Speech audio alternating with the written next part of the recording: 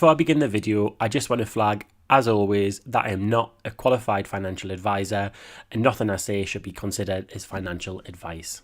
Hello, so today I'm going to do my premium bonds update for January and February 2026. So I don't think I've done an update on this since December, and in December I had £2,000 worth of premium bonds, and the current probability of winning in a month was 9%. So the number of months that I've estimated it would take me to win on average was 12 months. In terms of my history with premium bonds, I've been gradually building up my premium bonds holding, and November, which was month 26 of my premium bonds, I won £100, and that was the first time I'd won anything on premium bonds. So I was really pleased about that. December was Christmas time, and I didn't contribute anything to my premium bonds in December, and I also didn't win any money. So let me just move this across. So I'll first of all go through the January figures. So started with £2,000, contributed £25, and I didn't win anything that month. Sorry, I'm just going to hide this column. Actually, I'm going to move this across so I don't get a spoiler. Hide this column, and hide this column as well. Yeah, that's a bit better. I can see things a bit more clearly. So yeah, starting with January again. So contributed £25, and I didn't win anything in January. So my final holding was £2,025. Because it was only an extra £25, it didn't really increase my odds of winning.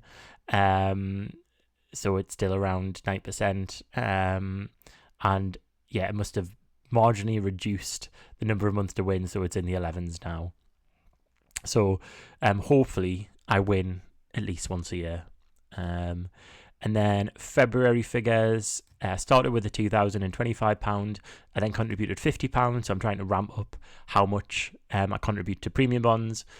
Didn't win anything in February, but I've now got a final holding of £2,075. And again, the probability of winning is still 9%. So I didn't mention this at the beginning, but premium bonds for me are forming my part of my emergency fund. So I've got some of my emergency fund in premium bonds, but then also some in an easy access savings account, because whilst premium bonds you can take out at any time, it does take a couple of days, I think, to get the money out, so to withdraw it. So moving on to my savings account, and this is the one which I really struggle to prioritize, and it's my resolution for 2026 that I get a healthy amount in my easy access savings account, because I don't want to be in the position where I have to, draw my money from my stocks and shares ISA. But I will say, alongside these accounts I'm talking about, me and my partner have set up a kind of joint home emergency fund, and I'll probably talk about that in another video. I'm trying to think of where I can fit that in to talk about that.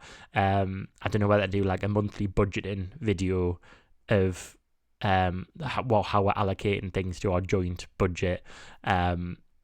But yeah, I'll have a think about that. So you can see here that I was doing quite well with building up this account until it got to October. Now the reason for that was because me and my partner went to Japan in October, and it cost a bit more than we were expecting, so I took £1,000 from I took £1,000 from my account, so that left it at 500. I mean, the good news is, even though I didn't use it for an emergency, because that's a luxury, it's not an emergency, the money was there, so I used it, and I didn't have to go into debt for that extra money, that extra spend.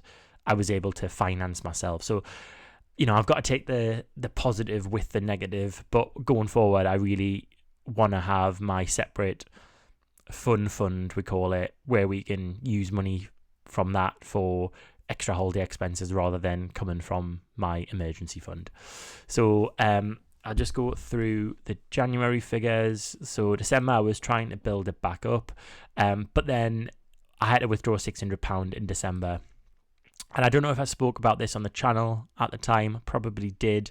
But what happened was we went to Amsterdam to see Lady Gaga. Had paid for the flights, and then the company, the airline, cancelled the flight, or should I say they delayed the flight by nearly 24 hours, which meant that the flight was then inconvenient for us for our weekend in Amsterdam. And the person on the phone, when we rang the airline, just said that we could book another airline to get us there, sooner.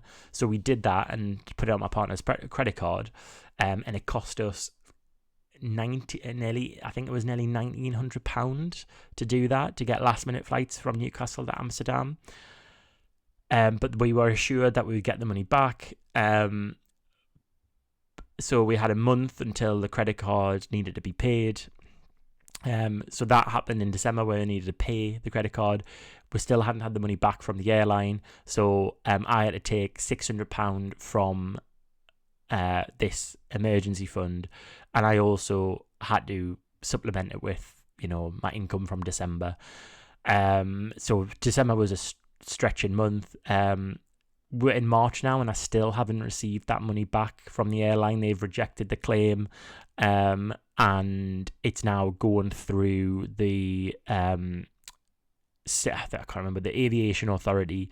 So I've had to submit loads of evidence. As I said, this flight was in the start of November, now the end of March, and we've just submitted the next bit of evidence, and they've got now 90 days to make a decision. So realistically, even if we do get the money back, it's not going to be until the end of June, probably, which is just absolutely not good enough from an airline perspective, that we're out of pocket for 7 months, especially when the person on the phone told us that would be fine. So they should have a recording of that conversation. I'm not going to mention the airline on this video, but hopefully when the outcome of the decision's made, I can maybe make a separate video about it, just because people might find it interesting, and might also maybe need to be aware of like how difficult it is to get money back from an airline if you do something like that. So in hindsight, I don't know, I wanted to go to the conserve course, but in hindsight, should you I don't know, just take the extra flight, even if it takes 22 hours out of your weekend, or do you just not go at all? I don't know. Anyways, sidetrack, so I'll go onto the January figures, but that's the explanation of why I only had £5 in by the end of December. So January, start with a £5, contributed £100, got a few pennies interest, and the final balance was £105. And then February, and I'm just going to hide this again so we can see it. February contributed £100, so ended up with £206. Now just going through the final figures, and I've actually just showed them both at once, but that's fine. So in January, I had £2,025 in premium bonds, £105 in my savings account, so that's £2,130. And then in February, I had £2,075 in premium bonds, £206 in my easy access savings account, so the final balance was £2,281. So I don't know, this balance fluctuates. It's really my weak spot, having an emergency fund. So I'm going to be working on it this year. It's my priority. I'll pause there. Let me know if you've got any comments, questions, how your emergency fund saving is going. And after this video, I'm going to actually record my mortgage overpayment update for January and February. So yeah, I'll do that video, and I'll probably be posting that tonight as well, just so that I've done it, because I'm trying to keep things moving with this content now that I've got some extra time to do it. So yeah, I'll see you on the next video.